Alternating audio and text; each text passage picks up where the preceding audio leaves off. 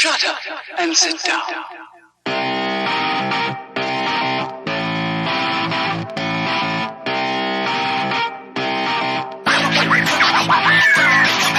What's happening, everybody? Today is a beautiful day. It's another wonderful day. It's episode 280 of Third Shift.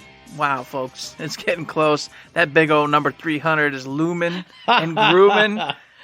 What are we gonna do? I thought about this the other day. I was like, man, it's just rocketing right on up there. We're so close, Eric. What are we gonna do for that big 300? What's gonna happen? We got to get Randy Pitchford. That's what we said. Randy Pitchford's got a show. I don't know how to make that happen, but we're gonna figure it out in 20 more episodes, man. So I hope we got 5 months to do it. That's right. I hope everyone's on the edge of their seats to see if this comes to pass. Woo! It's gonna be exciting. I can't wait. It's something to look forward to, regardless. And of course, it wouldn't be an episode without the other guy, the inglorious bastard, the semi-eater, the man, the myth, the legend himself, Mr. Matt. Yes, he's here today, and he's, of course, going to be like, oh, how am I doing? What have I done this week? Because that's what we do every episode, so why not start with that? I am the semi-eater, because now I can't eat semi of the things that I normally would eat and That's pig right. out on, because I'm doing good, I'm being healthy, I haven't eaten really bad stuff in a long time. But one of my other New Year's resolutions, it's going down in flames. It's been a week. What could have happened? They pushed my cruise into next year. So I'm just buying all the games in the world. I spent $500,000 on games this week. That's a lie, but it's a good bit for the show, though. Mm-hmm. There's my deadline. I'm not going to make it a whole nother year, so just phooey and fi on Yep, might as well. The deadline just moved to next year, so you can do whatever you want now, Matt. You're free. The burden has been lifted. The gods have freed you from this chain you shackled upon yourself. You can now buy anything you want. But I'm still going to hold to it for now. We'll see how long that lasts, but I'm holding to it for now. And I'm going to start not on the video game front. I'm going to start in the real world front this week because I went and saw Cats at the Wharton Center over the weekend. Everybody knows Cats, the musical. It's a weird show. Kind of everybody knows that. It's formatted in a weird way that I didn't even know. Like, it's just like, hey, here's this guy and here's that guy and there's that girl and there's them and that's it. Act one's over. And then it's like, look at him, look at them, look at them. Hey, here's the thing at the end. And it's done. It took me a while to get into it because I was watching it. I'm like, all of this is just different from anything else. But it was also really good. Good singing, great dancing. Like, I didn't know how many different dance numbers and dance styles were in that musical. So it was cool to see that because I don't often see like, oh, here's a big tap number. Here's like a jazz number. Here's a modern dance type of number. So it was really cool. I really enjoyed it. And then like the past 3 or 4 days, I've had songs from that musical stuck in my head. And that doesn't happen a lot for me. So that just goes to show you it's a classic for a reason. I enjoyed my time with it. And then also in the real world front, but somewhat on the video game front, Awesome Games Done Quick 2022 is going on right now. I've been tuning in live. I've been putting it on my phone and putting my headphones in while I'm at work and listening in. What a great event. What a great show. Obviously, they're raising money for charity, the Prevent Cancer Foundation. And obviously, if you look at the schedule, it's tons of stuff. All kinds of games and all kinds of times and all kinds of places. I tried to catch some of my favorite games, and then I'm like, oh, this speedrunner is really weird, or his couch is really strange. But then sometimes I'll be like, I don't even know what that game is. I don't really care, but I'm going to listen while I'm working. And it's a really cool run, and they're being really descriptive of all the tricks they're doing, and the game has really bumping music. So I would say tune in if you're interested in video games, like at all, because even if you're not into speedrunning, hearing people talk about cool stuff you can do in games is always interesting. Obviously, I follow them on YouTube and stuff. Don't shake your head at me. You watch that Nier Automata one. You're going to watch the Dead Space 2 one. I am. Yes, I am. You're right. It is very cool. And lately, like I told you on the old text or whatever, they've just been banging it up, man. Putting out a lot of good stuff. So a lot of times, I'm like you. I tune in and see what they're doing, but it's some crazy, wacky game I've never even heard of and don't understand why people would focus all that time and effort to do these kind of crazy speed runs. But that's your shtick. Do what you want to do, but usually not for me. But man, oh man, lately Matt's been like, hey, Eric, check this one out. Look at this, Dead Space, dude, near, blah, blah, blah, blah. And I'm like, oh man, yeah, this is good. The thing I like about it too, though, is like there's some categories and runs that are like really weird. Like, hey, we're glitching out of bounds in Mega Man, and that's cool, but I could never do it. Or here's a tool-assisted run, so I'm using the computer to help me do these skips and whatever. But then there's stuff where it's just like low experience runs of big, long RPGs. The Final Fantasy 13 one. They beat it in 7 hours by basically skipping all the fights and then having each boss fight programmed such that as soon as you switch your things, because you do it every 12 seconds, you get an ATB burst. So each time you swap on that exact time period, you can do more damage and stagger the boss and do all the things. It's crazy. And it's interesting to me just to see in some of these things, like the weird aspects and ways they play these different games that I've played or you've played or I've seen played. And it's just a completely different way of doing it. So I think that's interesting.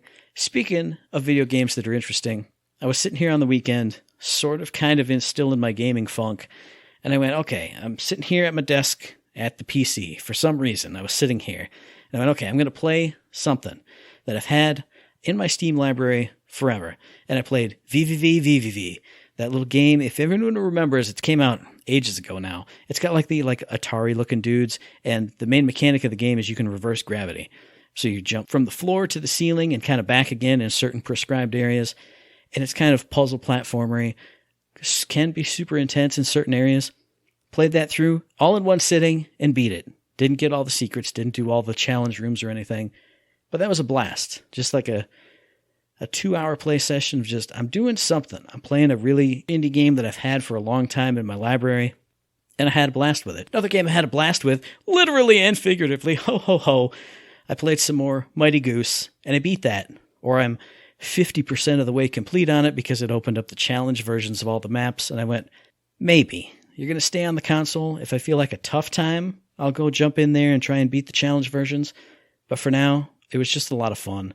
Blowing stuff up in a Metal Slug style, getting all kinds of different sub-weapons, different abilities for your goose, different companions that would come around with you. I stuck with the little engineer dude at the beginning who just throws out your special machine gun ammo all the time. So I always had a special weapon with me. It was just a ton of fun. I love that. And speaking of tons of fun, Sunset Overdrive is still a ton of fun because I keep unlocking more weapons that have more cool ways to play. And every time I go on a mission or a sub-mission and I'm grinding around and I see one of the billion collectibles that are in that game, and there's like 4 or 5 different collectibles, and there's 100 or 50 or 150 or 10 million of all of them. Every time I see one, I go, oh, hang on, and I flip back around with my cool movement tech, or I boom, blow up the hordes that are following me and then go back around and I collect that thing. And I don't know why, because I'm not a collectibles guy. I'm not a collectathon guy. But in this one, it feels good. So I'm having a ton of fun with that. Having a ton of fun in general, because video games are fun. I feel like there's another game that I played this week that I'm forgetting about, but I can't remember right now. So, hey, Eric, how was your week this week? Boy, golly gee, it's been a great week. It's been a weird week, though, because I'm all over the place. I'm just flying loose as a goose, some might say, all over, having a good time. I went and played the Gunk, beat the Gunk, finished that up. Great game, fun game. I recommend it to everybody who just wants an easygoing adventure platformer type game. Nothing extremely crazy, but overall a fun time, and the possibilities for like a sequel and to kind of hone their skills and create more abilities using the little sucker. Maybe get some so you can refine it to like a fine suck, a high suck, a low suck, maybe even spit stuff out. You can do so much with that whole mechanic and make for some really cool and fun gameplay. And then, of course, the puzzle solving along the way using those abilities would be great. I hope that they do it because the sisters were really cool. The whole little backstory, while nothing crazy, was fun, was, definitely a good time. I was like, hey, I do want to see them on more adventures and doing stuff. So hopefully I get to. I'd recommend it. The Gunk, get out there, check it out. It's free if you got the old Game Pass. It doesn't take but 10 seconds. It's a small game, so you'll have it, boom, on the PC or Xbox in no time. I also went ahead and got Shin Megami Tensei 5 loaded up. I've got about 9-10 hours into that now. And, you want a game where you get to grind? This is the game for you. You want to grind and grind? You want to grind and grind?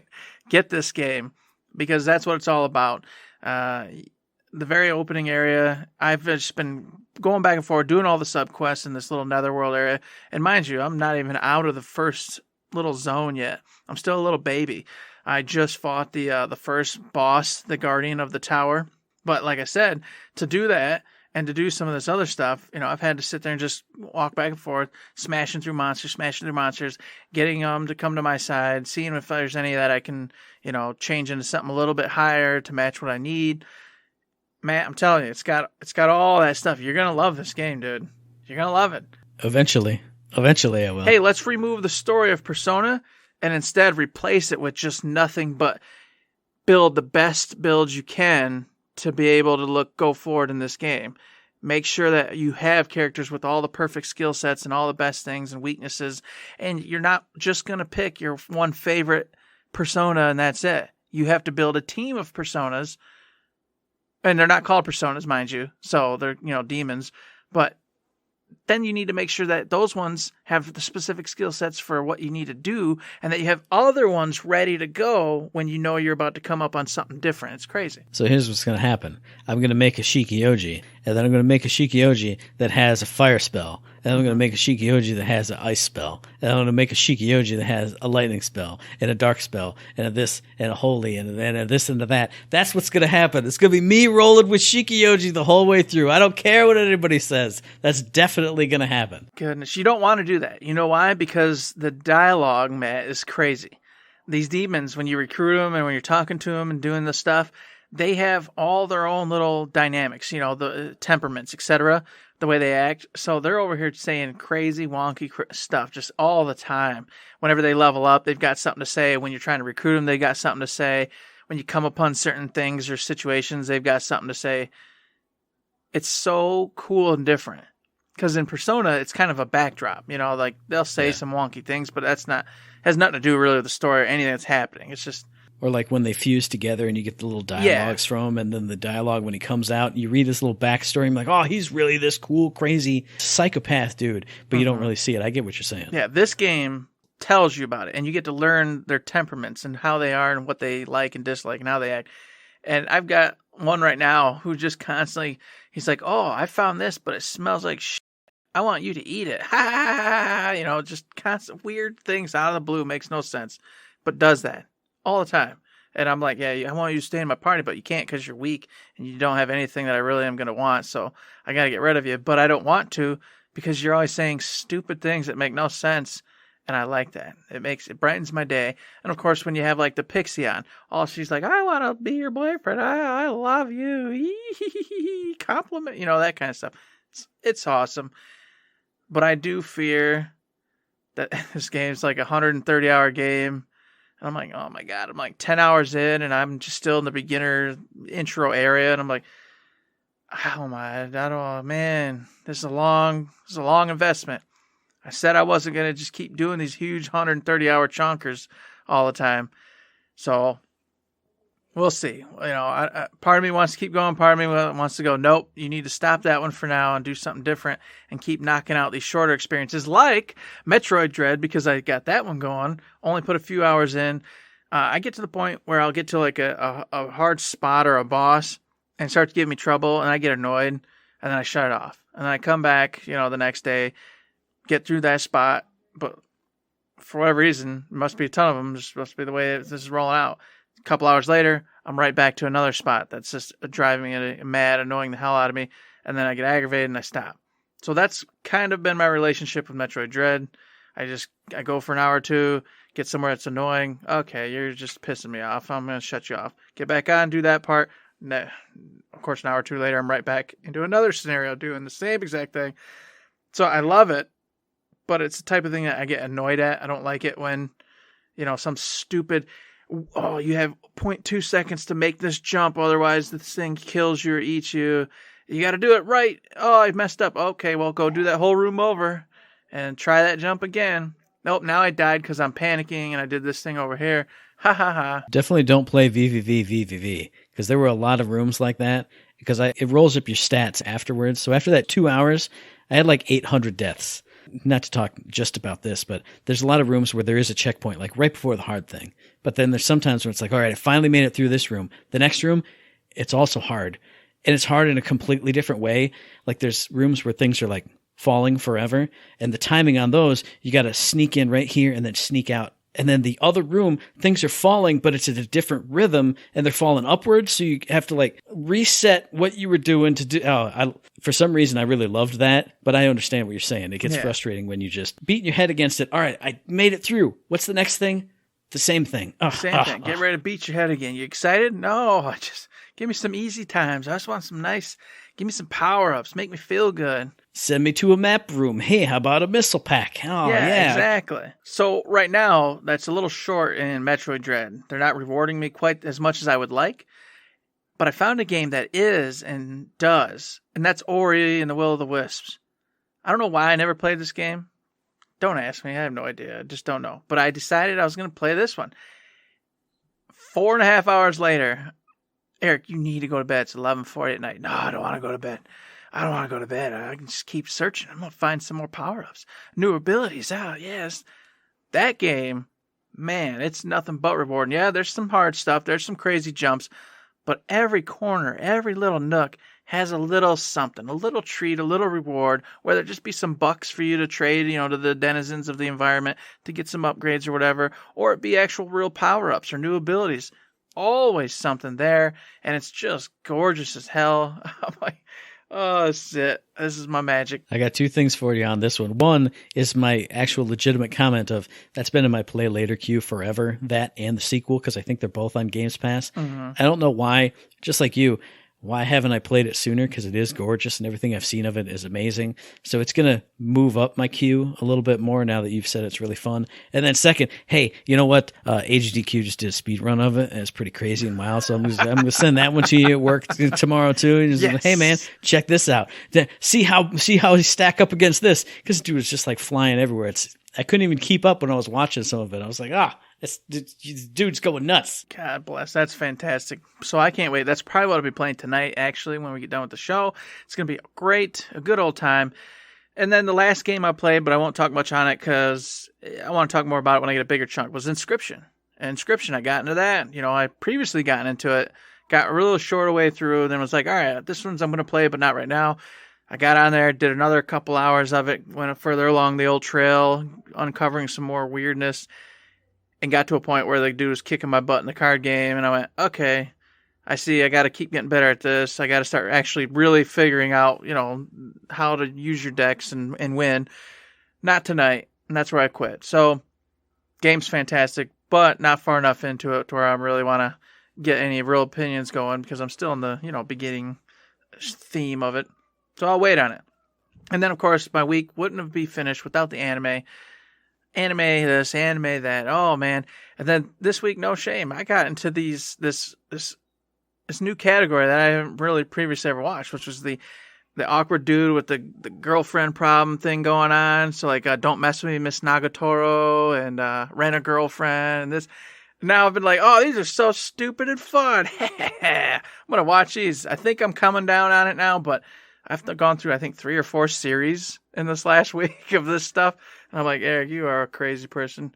But I don't care. It's fun. It's dumb. It's great. I had a good time with it. It's something different from what I usually watch anime-wise, so having a good time. Week's been pretty good. Well, here I got something to say on the anime front, too, because over the weekend I found a YouTube channel I'd never heard of, and I don't remember how I found it now, called Kyoto Video. No, that's the series that he does.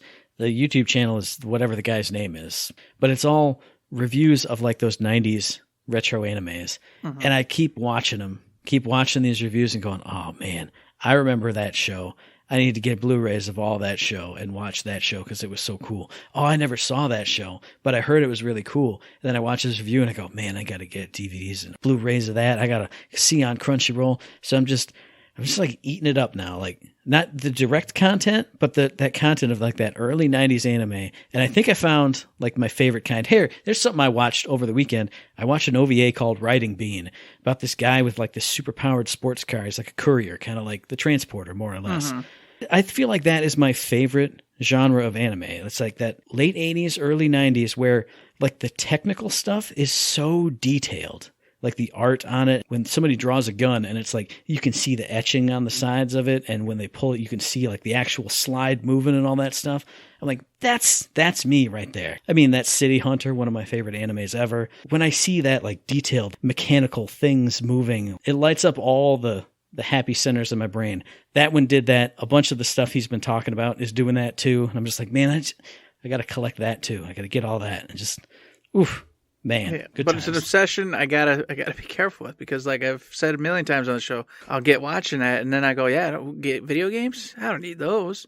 I just watch these anime constant. I just won't never stop. Who cares about video games anymore? I'll just watch anime. That's what I did with his videos. I just kept watching the whole playlist and I'm like, I got to stop doing this. It's been like 3 hours. It's time to play Sunset Overdrive or something. I got to get out of here. Oh, well, maybe we'll both become crazy anime fans. But before that happens, Matt, before we get obsessed and stop doing video games in general, hey, what the hell game you got coming out that you're going to play or want the folks to play that you'll never play? This is wrong. Your intro is actually wrong, because this is the game I couldn't remember that I did play, because I played an entire night of Deep Rock Galactic, which launched on the PS5, developed by Ghost Ship Games, published by Coffee Stain Publishing. This is one you and I have talked about off air. It's free on PS Plus, so it launched for PS5. And it's for free if you got PS Plus, and you're going to want to have PS Plus to get this anyway, because this game is all about, and you can, well, I'll get to it in a minute. This is all about co-op adventuring with your friends. You're a dwarf, you're out in space, you work for the Deep Rock Galactic Corporation or company, and it's your job to go drilling way deep down on this planet, finding ore, finding resources, picking up things, and then sending them back to your uncaring corporate overlords. And it's all about, in my opinion, it's all about that co-op play. Because this reminds me, and I know that's not going to make any sense when I originally say it, this reminds me of Left 4 Dead. Because I get those moments where I join in, and then 3 other dwarves are in that squad, and we're just running and gunning, or pick mining and drilling through the rocks and getting the ore and getting the resources. And you're just running, and without even saying anything, because the groups I got in, we weren't even talking. Without even saying anything, you're coordinating with each other. You're using like the little emotes that the dwarves have. You're kind of using your scanner to point stuff out. It's not going to sound interesting when I talk about it, because the objective of a lot of these missions is go down, mine some ore, put it in the little ore cart, and then it's going to go back to the ship, and you got to get back in the ship and leave. And sometimes you got to shoot bugs when you're down there. Sometimes you got to collect alien eggs, like drill them out of this organic matter and put them in the thing. Sometimes you have to do like a refinery mission, which is so ridiculous, but part of me loves it so much. You have like a refinery station, and you got to build pipes over to the wells that have the ore that they're trying to extract. And then so you literally have to place pipe segments, but you can put them in such crazy ways, like big snake-like roller coasters all throughout the level. And then you can grind on the pipes to get from one end to the other. And then you got to defend the pipes against the alien bugs that are attacking it. It sounds like, I don't like stuff like Minecraft, like, hey, you got to mine and excavate things. And that's a big part of this game, is you start off like in a cavern and you check your map and you go, okay, well, there's a cavern on the other side of this wall. Let's get through there. Maybe the thing we're looking for is in there. And it sounds so boring, but somehow they made it fun. And each of the dwarves you can pick, there's 4 different classes, have different ways of making it even more fun. If you want to just do combat, you're the gunner, you got a big minigun. But you can also just turn that on the wall and turn it into Swiss cheese, and now you got a big opening. If you're the digger, you got these big old like drill claws. You just walk up to a wall and just you're just carving this huge tunnel. If you're the engineer, you can lay down sentry little units for the combat sections, but then you have a gun that you shoot at the wall and it makes a platform. And you can do that so many times. That's the class I love the most. If you're a scout, you're scouting ahead, you're putting up a flare gun to light up the area. You got a grappling hook, you can zoom all around. This combination of things that shouldn't work. I don't like mining in things and hacking away with a pickaxe, but it works in this game. The combat in this game isn't that great, but it works. It all works together. It's so bizarre because so much of the tutorials in this game, like learning what to do and how to do stuff, it's so bad. Drop you in as the gunner. It's like, hey, go pick some stuff off the walls. It's an easy mission to start off with. But then you go, hey, it's the egg hunt. Just go find where the eggs are. I wandered around like hacking at walls until I found out that if you bring up the map, it kind of has little areas where they are. But it did never tell me to bring up the map. And when you go up to the station after a mission, you got these stations where you can upgrade all your stuff. You can upgrade your weapons. You can cosmetically upgrade your dwarf. You can access all these little stations, but they never tell you what any of them do. So I loaded up and it popped up a little thing in the bottom of my screen that says, 1 new item in inventory. I had no idea how to even get to my inventory to find it. But once you kind of just immerse yourself in it for an hour or two and you start figuring out, that's where my inventory is. This is where I upgrade my weapons. That's the mission screen. This is the cool little bar where you can turn on the jukebox and everybody has a stupid dance that they do. You can buy a round of drinks with your buddies. There's something about it that pulls me in, and I really enjoy it. And that night that I played, it was like a 4, 5, 6 hour session.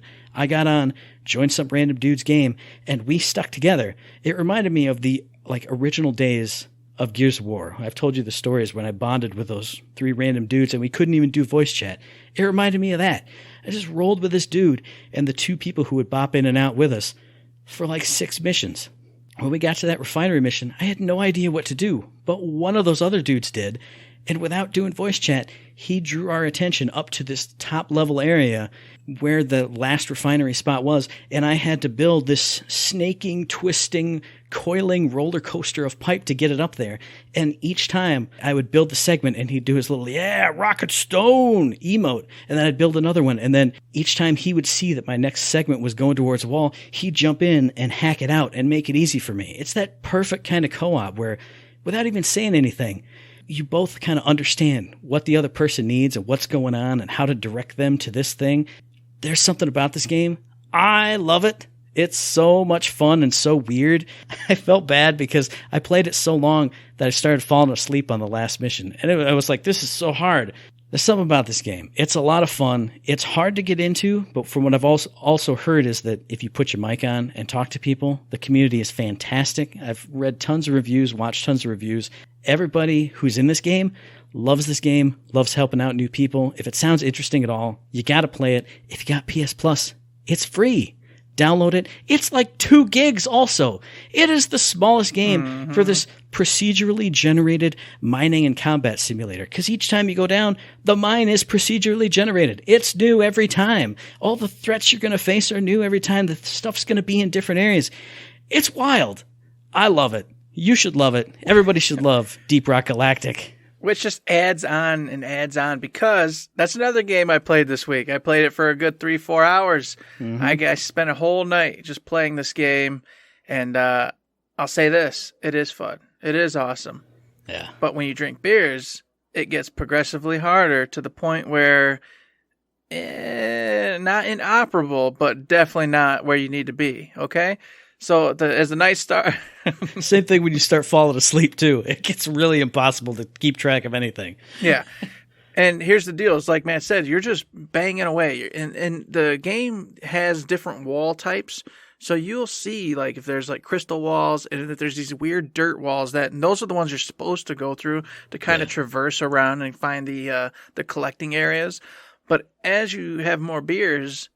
that becomes harder to tell, and you get lost all a little dirt walls bit easier. Are dirt walls. Everything's just all dirt. the walls are just stuff. And then next thing you know, you're digging in the wrong direction, going off into nowhere land, or your team, in one case I had, was just really rocking. They knew exactly where they were going. They didn't wait up for you. They were out. And next thing I know, I'm just in the middle of nowhere.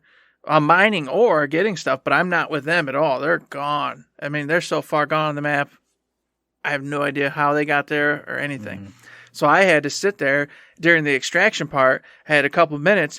I had to just Hail Mary, rock grind a tube all the way back. I made it with 11 seconds to go. I was right there. But those sons of guns, they didn't take off without me. So, good on them for waiting and giving me that shot I needed.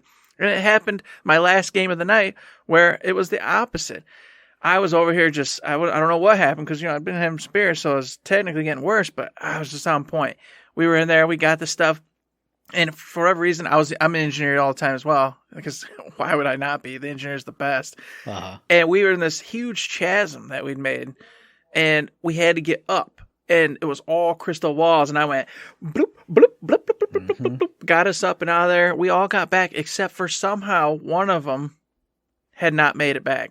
gone a different path, done whatever, don't know. So what we did, and we were being attacked this whole time, monsters just coming at us. Yep. We created this huge line where one of us stayed at the actual, excavation just in case, so we could at least complete the mission. Then we had one of us go out, as far as the eye could see, the next one go, and we started killing monsters and mining and trying to create a nice slope to come all the way down. So if this moron showed up in time, he could just run right up and join us and we could get out of there. We did it. Nick of time, got out of there, mission complete, and I went, that's where I got to stop. Can't play this no more. Got to go to bed. It's too late. And that's the kind of stuff that I love about this game is, you didn't plan any of that. You didn't even talk to anybody to make that happen. Like, after that bit of hours of play, you and I have awesome stories of experiences we went on with these totally random people. It's like the perfect kind of co-op game because you have to work together. I mean, you don't really have to, but something about the fact that you are working together makes you, I had tons of those moments too of one dude is lagging behind and we're all in the extraction vehicle and there's 1 minute and it made me run out. I'm blasting stuff. I'm throwing flares. I was shooting down the little paths because he was at the bottom of a giant tube and I was shooting my little platform gun and he made it up there.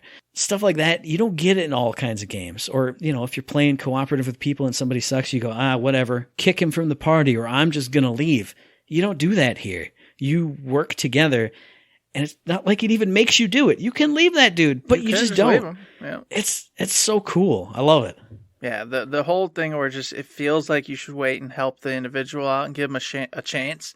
That's awesome. Because like you said, most games, you just complete it, whatever. That dude just gets a poor score or doesn't win. Who cares? Move on to the next round. Let's go. Very cool. Very fun. Intend to play it some more. I don't know if it'll be like a main thing for me, but I definitely want to give it some more hours and put some time into it. And of course, if you want to put some more time into something, Matt, I got a game for you. It's been around a long time. Dead Cells. I was so mad when I saw this on here. You don't even like Dead Cells. You played it for a little bit and you went, I hate roguelikes. I'm going to run away. That's the saddest part, man. It's because I love Dead Cells, but I hate it. Yeah. I can't do these roguelikes.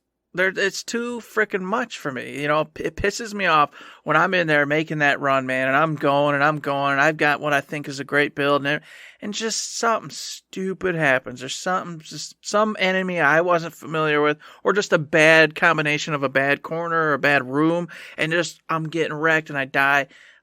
I get mad. As you heard earlier, man, I get mad. When I play games and things happen to me, I get frustrated. And what happens when I get frustrated? I don't want to play a game anymore. I don't like to get to the point where I'm raging or throwing my controller. If I start to go, nope, my happiness level has come to below my unhappiness, I quit. And roguelites, they're all about beating your head against walls. They're all about it. So I want to love it because I love the gameplay, but it's too much. And that's fair. I hear you. But when you get those good runs and you're blowing past sweet, stuff, doesn't it? That's so good. It does feel good. It feels great. And of course, I even bought the previous 2 DLCs because what I'm talking about here is the final DLC, the Queen and the Sea DLC for Dead Cells is out right now. You can purchase it. The previous 2 exist. You can get them for like $5 each if you don't have them already. But you can get it as a 3-pack. I don't know what it costs. I didn't look that part up. However, each one fits perfectly with the story. While the first DLC kind of meshes with the beginning of the game, the second DLC kind of adds in some middle stuff for you, some environments and things to do. The Queen of the Sea wraps it up nicely by giving you an alternate ending. So instead of going up to the normal end, you can take this path instead and go to the shipwreck where you get this whole shtick, and then the burning tower. You got to go, and there's a whole new dynamic. In fact, with the burning tower, instead of just going through all these, usual Metroidvania type environments, which you do in the shipwreck portion. But this one, you're literally going up a tower as it's on fire. So you got to keep going, and you'll fight these different mini bosses along the way, and then you'll fight all 3 of them together, and then of course you'll fight the last boss. So it's like this crazy keep on going whilst fighting regular baddies and these special mini bosses, all leading up to the final spectacle, the last boss. For that cool alternate ending to Dead Cells. That's wonderful. That is great. They had new weapons. They got new baddies, of course, incorporated based off the theme of the whole shtick. So you got new combinations, all of it going for you. If you liked Dead Cells and you loved, finding them different weapon combinations and magic combinations that worked for you, now you have even more with this final DLC. I can't tell y'all enough how cool this game is, but as Matt said, and I told you, it's brutal, it's hard.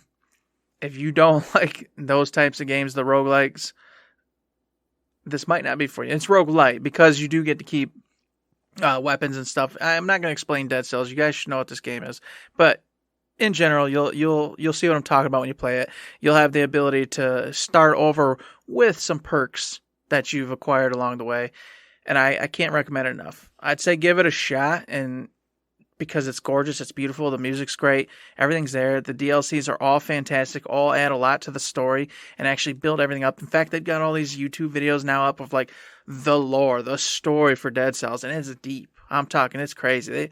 2-hour-long freaking YouTube videos just talking all about what the hell's going on, what happened. So good.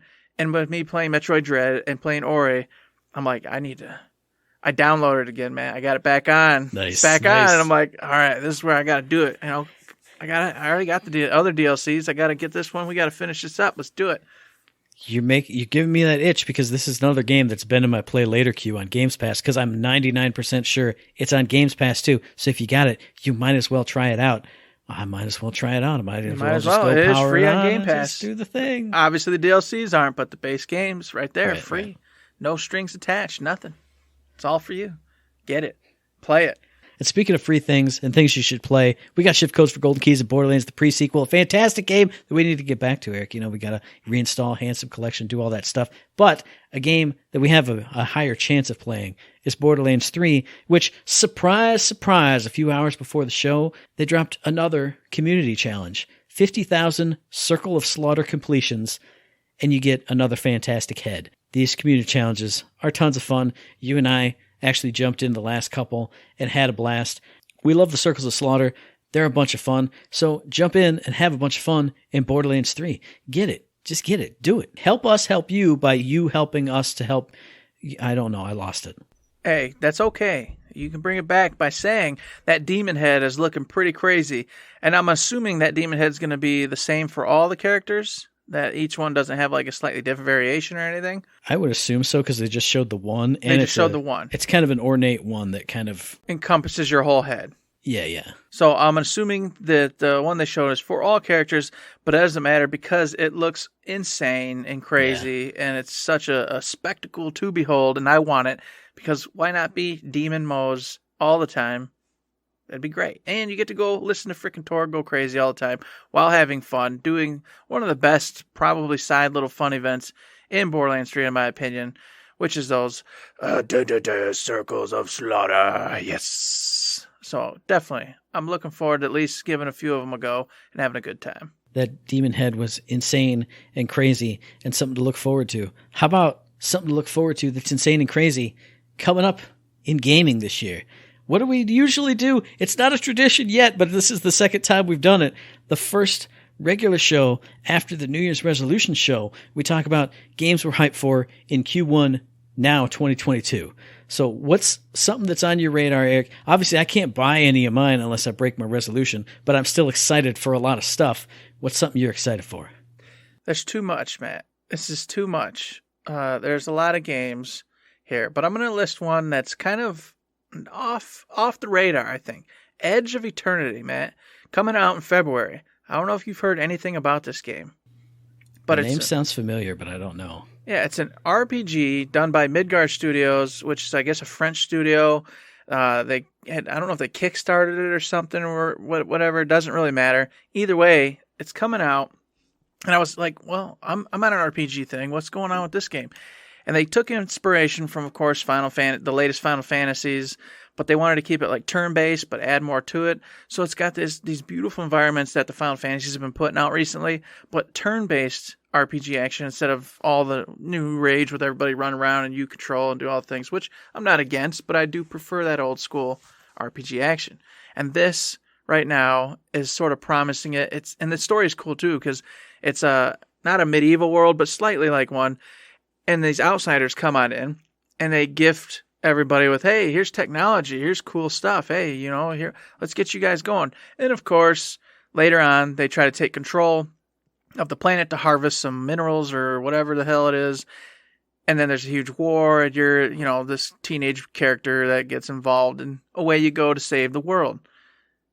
I like that type of story. It sounds fun. I've always been a sucker for the whole medieval meets, fantastical, futuristic world gimmick. I can't help but be happy about it.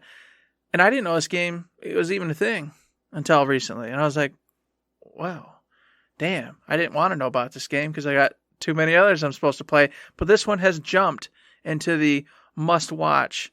As long as it feels like it's shaking up to be a 7.5-ish or better, this is going to be a must-play for me. So Edge of Eternity, Matt, coming out in February for, of course, PlayStation 5, all the other consoles. It's not just bound to one. You can get it wherever you want to play it, even on Switch, I think. So keep an eye on it. Well, as I'm scrolling through the list here, because I pulled up a list earlier, and I was like, look at all these games I want. Then I'm scrolling through it now, and they're not clicking right now for some reason. So I'll give you a 2-pack. One is a very personal series to me.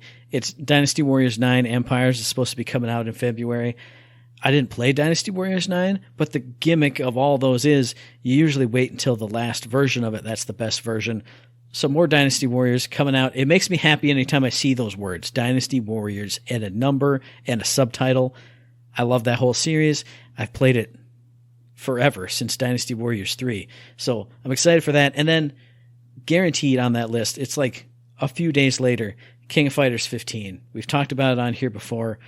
I love some KOF, not as much from back in the day, but over these past 10, 12, however many years since KOF 13, definitely.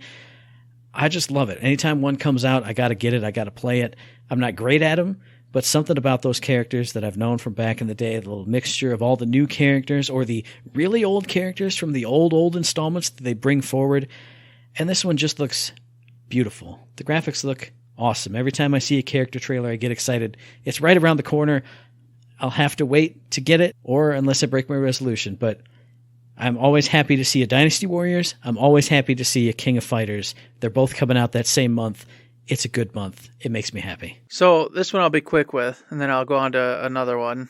And that's River City Girls, Matt. Mm-hmm. I saw it on there. Coming out PlayStation 5. Uh-huh. We can play it together online, the whole nine. And I want to do this, but I know you've already played it and beaten it. So it's one of those like, Matt's already done it. He's already had his go with it.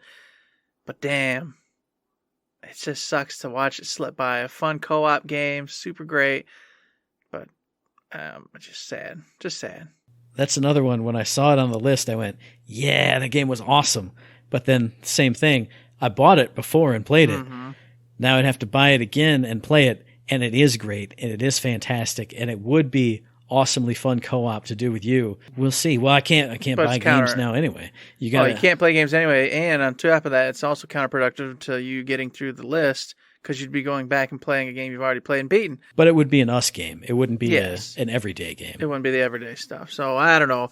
I just keeping an eye on it. Who knows what we'll do with it. But of course, I'd be remiss if I didn't give you the Horizon Forbidden West. That's coming out, of course, February for the PlayStation 5, PlayStation 4, 18th. February 18th, folks. This game, it's a no-brainer. Yeah, I'm playing it. Yeah, I'm buying it. It's already bought. It's already done.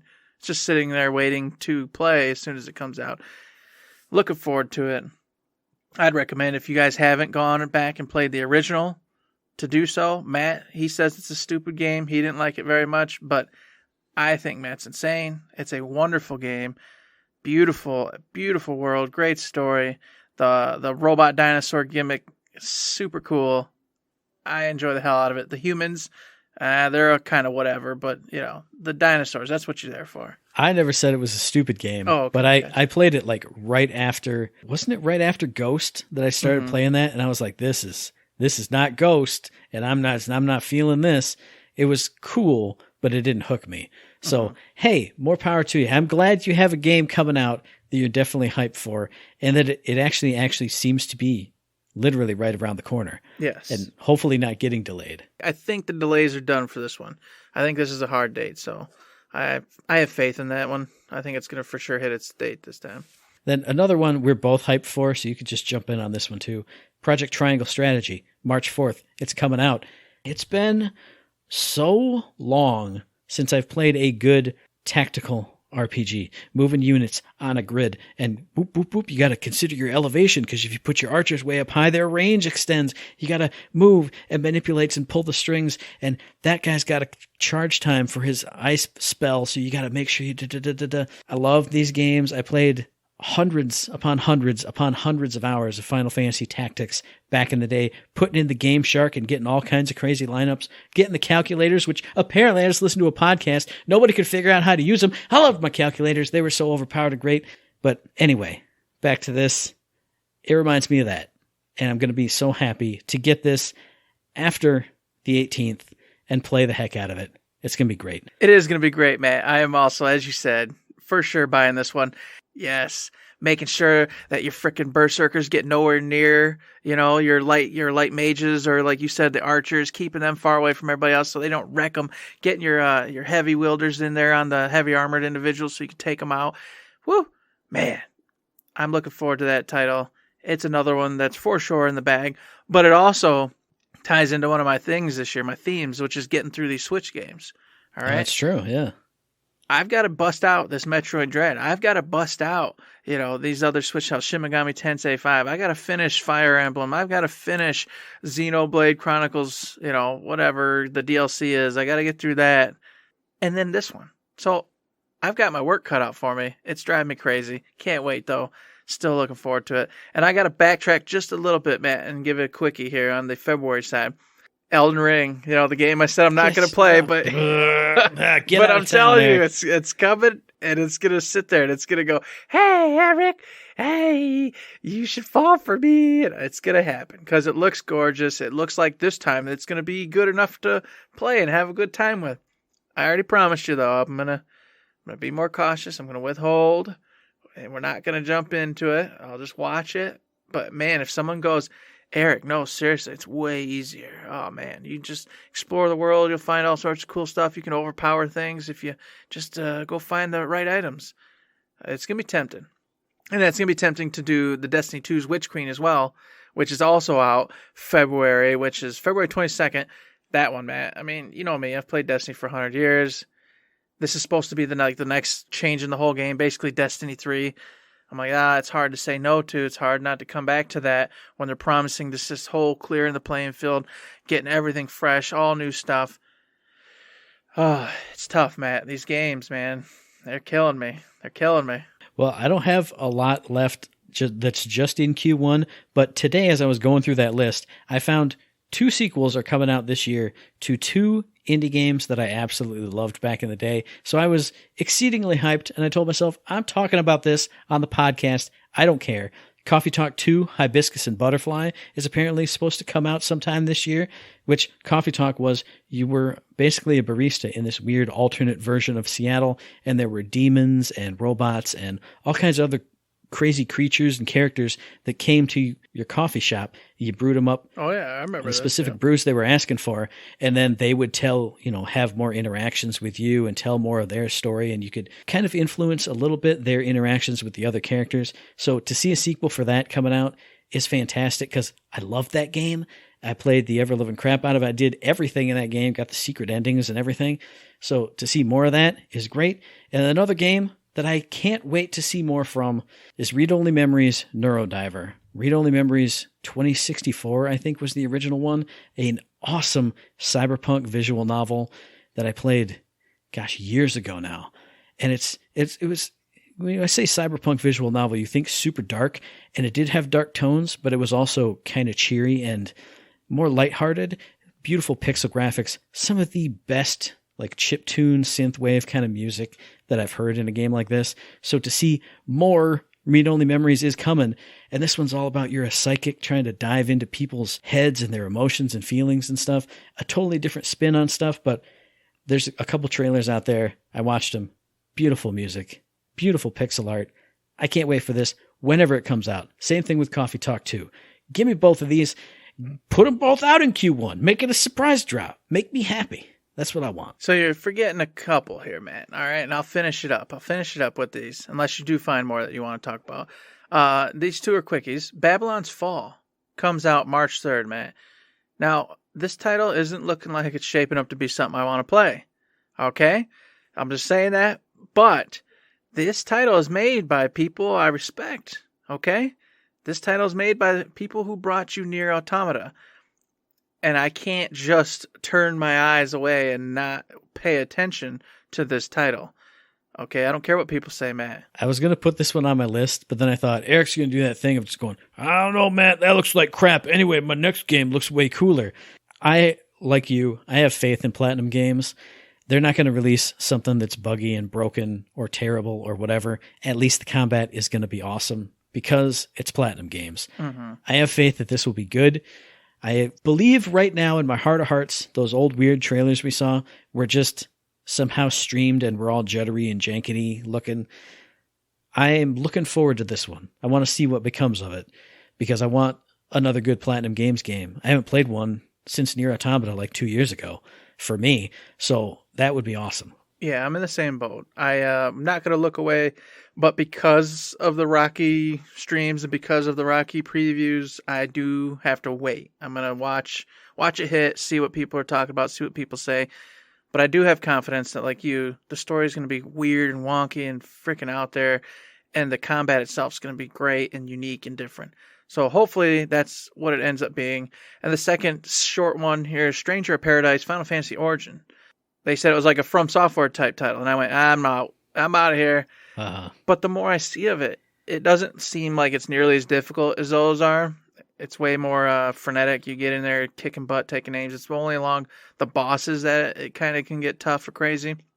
And it's telling a really cool story. It's the prequel to Final Fantasy, the OG. That sounds fun. That sounds different. That sounds unique. And it's a great way to get people on board with, like, what Final Fantasy was.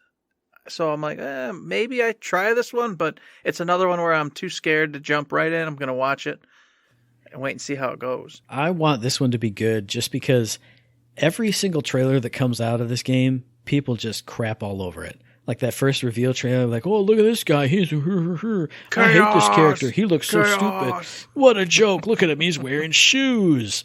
Like, yeah, but he's a character that got like sucked into the world from whatever world he came from. So I want it to be good just to spite all those people who see something that basically revealed almost nothing. Like, we haven't seen much gameplay from this, or at least I haven't. It was mostly cinematic trailers, just like Square Enix always does. I want to see more from this. I want it to be good just so I can just poke those people who said it was going to be bad, and I can be like, this game's really fun, and I really enjoy it, and it's awesome. The tide's been turning lately. They released to like certain streamers, etc., like a little 20, 30-minute gameplay thing, and they're all coming out average to positive. You know what I mean? So that's good. It's shaping up to be okay, but it's once again just one I'm going to watch because if it's too difficult, I'm not doing it. I'm not getting on board. But anything Final Fantasy, I've got to at least pay attention to. And the biggest one, Matt, Tiny Tina's Wonderlands. Well, that was so obvious. It's so obvious. Well, you got to talk about it. I mean, for God's sakes, March 25th, man. We finally get in to Tiny Tina's Wonderlands. Everything about this title is just screaming fun, screaming a good time. It takes my favorite character, puts her back in my favorite DLC, doing what she does best at the same age range as she was when that particular DLC hit. So you get that nice, younger Tiny Tina flair instead of the older one. I just can't wait. I can't wait. And then you get this tabletop cool little chibi head versions where you're plotting along and you got the cool quests and just the craziness and shenanigans that Gearbox can get up to with this. The potential for it's just over the top. It's wild. And I can't wait to see what they got for us. I agree with you 100%. I am very hyped for this. And I love the idea, too, of like melding your classes together. You pick this class and then eventually you get another class that you can kind of hybridize with. I can't wait to see the skill trees for all these characters. What does that little pet dragon do? Can he be like Wolf and Saint, kind of doing things with you, dropping health pots on your head? What's it going to be like? But it feels like we haven't really, but it feels like we've been talking about this for a long time. And it's not super far away, but it's still so far away that I can't get too hyped for it yet. It still feels like it's just way out there. Because that's even after my deadline. So it's way out there. But I can't wait to see more and especially to have it in my hot little hands and drink beers and play it with you and have a great time. But it's just, I don't know why it seems too far away, but I am hyped for it. I am excited for it. It's my favorite DLC too. And so expanding upon that and seeing all the weird stuff they can do with the table. Because I don't think we've even mentioned before, there's the time in one of the trailers where they drop a cheese puff on the table. And oh no, that's a magical meteor that fell in your way. Mm-hmm. What other kind of crazy stuff are they going to do just with the tabletop setting? Because you could do a million things. You could have Brick come over and knock the table over, and then so your characters are spinning in a weird black hole void for a while. Who knows what they could do? Like, anti-gravity moon jump and stuff. Who knows? Yeah, the options are limitless. They've basically set it up to where they can do anything they want, not beholden by any real rules or regulations. Yeah. And I hope they go with it. I just hope they go all out with it, and I hope Torg and all them are in there and just being 100% crazy. Just go wild. I want to see this because I feel like there's gonna be a shift, in Borderlands, and we can talk about this another day. But I feel like a shift's coming, so I feel like this is gonna be like the last big hoorah in that direction, and I'm looking forward to it. Yeah, I kind of feel that same way too. I kind of wonder if there's going to be like a split. Like, hey, here's Wonderlands, and then Borderlands is going to kind of go in a more serious direction, even though that's when they started and the veer off was the success. But whatever, like you said, that's a conversation for another day. But what about you out there in podcast listener land? What are you looking forward to in Q1 of 2022? What did we miss? I know, look, there was a lot of stuff on there that I missed. How about the Assassin's Creed Ezio trilogy? I know people loved those games. I never got into them. Tell me how great it is. Via the email, thirdshiftme@gmail.com, on the Twitter machine, @ThirdShiftME, and find us on Facebook. Go to Third Shift. Indeed, you can find us over on Facebook. You can also, whilst on the internet, go check out the old Patreon. Hey, little old tip jar, jingle, jingle, jingle, like what we do, like what we're saying, having a good time. Throw a buck in, throw a buck, $2, $3, $100. It all helps. Keep the lights on, pay the bills. You all know the rigmarole. Very much appreciated. Anybody and all who have ever done it in the past, most thankful. Very, very much, very thankful. Thank you all. Now, there's also something else you can do, Matt. I've said it a few times. Well, Spotify's got that review thing now. So you can go over there and you can give us little positive reviews on the old Spotify, which also helps with the, the whole algorithm, blah, blah, blah, blah, blah, going on. I was going to do a whole shtick today because I was like, I'm going to go finally, as Matt did when we first started, go to iTunes, and I was going to rate our podcast, and I was going to go to Spotify and do it. But just like you at home, I went, I'm going to do that later. And then I did a million other things. So I understand the struggle, people. But I'm telling you now, it's well worth it because the smiles and the happiness that you bring to us, man, I'll tell you what, might be a 5-star in it for you somewhere down the road. You know what I'm saying? I do know what you're saying, Eric. And I know that the next episode will be dropping on the 20th of January on iTunes, on Stitcher, on Podbean, on Spotify, and on YouTube, as I always say. And also, as I always say, hey, if you like what we're doing, you'd like to help us out, please give us a like, a rating, a review, a comment, a subscription, any kind of good thing on any one of those good services, because it does help us out. And we really do appreciate it. Indeed we do. Consider that 5-star review. Come on now, 5-star review. Come on now. Ooh, ooh, ooh. Gotta give it that 5-star review. Ooh, ooh. That's in honor of Tales of Arise Hoodle. In case y'all don't know, go play Tales of Arise. Cute little owls. I thought you were going like Mario. Woohoo! No. Woohoo! Hoodle, hoodle. Or I thought you were going like woo. Ooh, oh my gosh.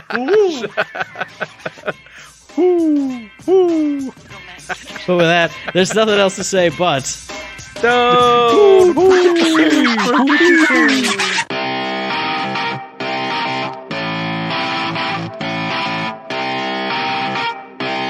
Shut up and sit down. Why? Why? Oh,